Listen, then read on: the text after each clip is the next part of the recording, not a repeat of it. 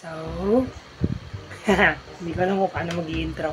Meanwhile, So, what is up sa inyo mga katropa? It's me, your boy, Ven. Actually, bakit na ba? Yeah. Spark shit. You know what it is. Huh? So, what is up, yo guys? It's me, your boy, Ven. Back it up again with another vlog. So, for today's vlog, Season 2, Episode 96. Tama ba? 96? Hindi ko sure eh. So, we're just gonna sort things out. Kasi malapit na nga yung pasukan namin ngayon. Kasi alam nyo naman na second year na ako ngayon. And ayusin ko lang yung camera kasi against the freaking light. okay. Kasi ayun nga, alam nyo naman na second year na ako ngayon this year. Ngayong this year, ha? Tang-ina mo, walang ganon. Ha?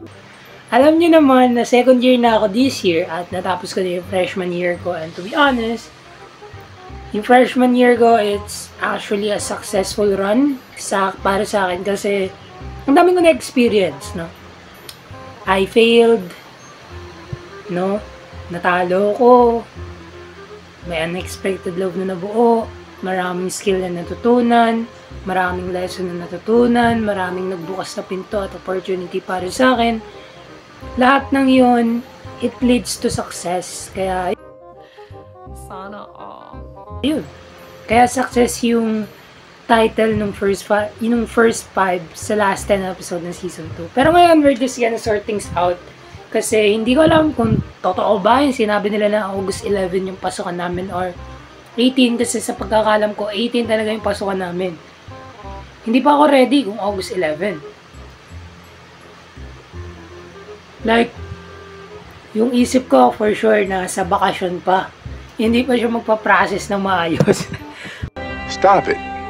Get some help. Pero ayun, it's either way, kidding aside, okay lang naman sa akin na August 11 or 18, depende kung anong ang pagdesisyonan ng school namin. Pero kahit alin doon, all goods lang. Pero yeah, we're just gonna sort our things out. Tama ba yung grammatically ko? Hindi ko alam kasi bahala na. May English subject kami sa second year which is yung purposive communication. So, mas kailangan ko ma-practice pa yung grammatically yung grammar ko. And also, not just only the grammar, also the English speaking. Sorry, na blanco ko kasi may lumabas. Titignan ko lang. So, first things first, before tayo pumunta sa gamit, yan. Dito muna sa mga kasuotan muna tayo. As you all can see, yung bago t-shirt ko. Isa to sa things na kailangan ko sa pasukan. Kasi ayoko naman nung papasok ako nang wala akong panibagong gamit. And also, bumili ako ng sapatos. Okay? Picture na lang ipapakita ko kasi nasa kabilang bahay ako. Nasa kabila yung sapatos ko. And also, bumili ako ng hoodie. Sobrang boxy niya. Sobrang solid niya. And by the way guys, kung naghahanap kayo ng budget-friendly na hoodie, pa-plug ko na rin dito. Sa TikTok shop, sa TikTok, abang lang kayo sa live selling ng Off-Scene. Okay? Super solid ng mga jackets, hoodies sa Off-Scene. So, abang lang kayo doon. Yan, yung t-shirt, bumili ako ng hoodie, and then also shoes. And actually, kulang pa nga yung gamit ko, but kulang na nga sa budget kasi hindi na nga ako naka-extra this week kasi yun, bumagyo nga. So, hindi ako naka-extra. Actually, 4 na araw. 5 days akong nasa bahay lang. Hindi ko may extra ng pera kasi wala eh. Umulan eh. Anong gagawin ko? Okay. So, ayun. So, without further ado, parang haul kasi to. So, without further ado, let's start this freaking content. So, first things first, yun nga, isa kasuotan ko, yung t-shirt ko, bumili ako, sapatos, bumili ako, hoodie, bumili ako, and then also a brand new bag, which is a shoulder bag from TikTok shop lang din. I think, I'm not sure pero I think this cost me 100 pesos lang. So, sobrang mura. To be honest, kasi hindi ko na-type yung mga backpacks, type shit. Mas type ko yung mga shoulder bags, sling bags, whatsoever, bulk bags. So, yun na yung mga type kong bags. To be honest, it have 3 pockets. Yung small one, the medium, and then the large one. And sobrang solid niya kasi ang aesthetic niya tignan. Yun talaga yung pinaka-importante doon. Aesthetic. Sana all. So, dito sa medium pocket, nandito yung wallet ko. Siyempre yung money. So, magkaiwalay ito. So, sabihin nyo ba, dalawa yung wallet ko. Dito po kasi yung coins ko, pamasahe.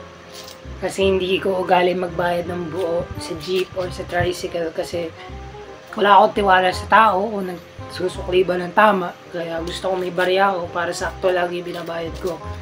And then ito yung wallet ko na ano talaga. Dito yung mga paper bills. And dito nakalagay din yung mga documents ko. Which is yung admission slip, index card, protractor, as magsaserve siya as an ruler. And then a lot more. Nandito sa Specti M&L plastic. So, sa large pocket naman, na nakalagay dito is 1 phone. Siyempre, kailangan yan. Ano pa ba? Pen organizer or pencil case in short. So, meron ako ditong highlighter, sticky notes, siyempre, organized nga kasi talaga ako. Correction tape, di ba? Ang aesthetic tignan. And 2 black ball pens, 1 red and 1 blue, and then a small scissor. Small scissor. Pre, kailangan ko yun. Kasi aesthetic nga. Aesthetic nga eh. And then may nakalagay, may umbrella din dito. Here, purple one. Tapos, ano pa ba nakalagay dito sa big pocket? Yellow pad. Ito talaga yung pinaka-importanting gamit ng college. And then also a binder. Yung binder notebook ko from freshman year. Kakapiraso na siya. Ito yung patunay na masipag ako magsulat. Kakapiraso na yung pages. Hindi ko pa siya re-refillan. Kasi, I think hindi naman ako masyado magsusulat this year. I think lang pero ewan ko. Kasi tinatamad na din ako mag-notes. Stop it. Get some help. Kasi download ko na lang yung mga PDF ng modules. Yun. Yun talaga yung laking tulong din actually yung digital. Yung technology sa pag-aaral. Kasi pag hindi mo gets sa isang bagay, pwede mo i-search, pwede mo pag-aralan anytime, anywhere. Anywhere you go. Gusto mo mag-aaral ka sa ilalim ng tubig, pwede din. Kasi may waterproof na cellphone. What? Bro, what are you talking about, man? Pero kidding aside yun nga, laking tulong nga ng technology sa pag-aaral natin. Kasi, yun, pwede na nga i-download yung mga module as a PDF file. So, hindi ka na mahirapan na magdala ng mga libro, ganito ganon. More on digital na talaga. So, yun. Yun lang naman yung mga gamit ko, yun lang naman yung mga sinsort kong mga bagay. And actually, bumili din ako na AirPods. Yeah, sleeping AirPods to eh. Waterproof. TikTok shop lang din. So, gusto nyo umorder, check nyo yung account ko sa affiliate ko yung may order para may pera din naman ako. Okay. Pero ang kidding aside, yun lang naman talaga yung mga gamit ko. Pero kulang pa nga siya actually. Kasi, lalo na sa mga clothes ko, kulang pa talaga siya kasi wala pa akong pants. Wala pa akong sweater na nabibili. And then also, yung silicone socks type thing na para hindi mabasa yung sapatos kasi white shoes yung binili ko. Bibili pa ako nun. And, yun na lang actually yung kulang, yung tatlong yun. All done na yung mga gamit ko. Pero, sabi ko nga, hindi na nga ako naka-extra this week at lalong hindi na ako makaka-extra next week kasi pasukan na ng mga tropa kong nag-aaya sa akin umextra o dumiskarte. So, yun.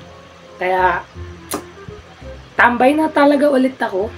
And to be honest, Nakakainip kasi walang perang pumapasok, walang income na pumapasok. Pero all goods lang sa akin kasi makakapahinga ako para ma-ready ko yung physical self, para ma-ready ko yung body ko sa second year. Kasi talagang digmaan to, puksaan talaga.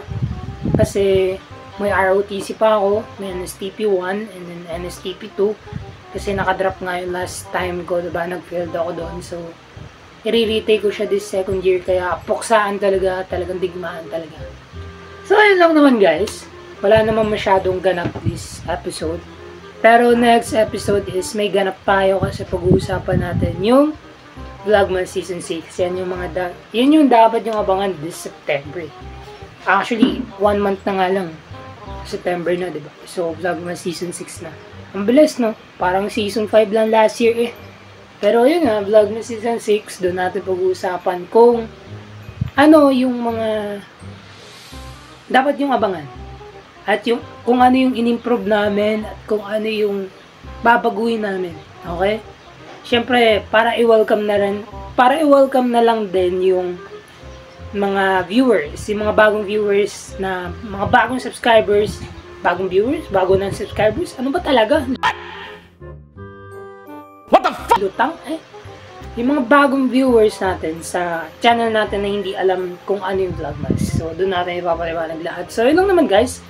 So, if you like this video, please drop a like, share, subscribe, and hit the notification bell. At gusto mo shoutout, comment down below na hashtag be shoutout po and I'll pick 5 person and I will shout at them to the end of the video. So, lang guys. Peace out. Signing off and see you guys sa next vlog. Peace out. Bye-bye. Actually, shoutout pala kay Rian Jazzline. Shoutout sa'yo. Yeah.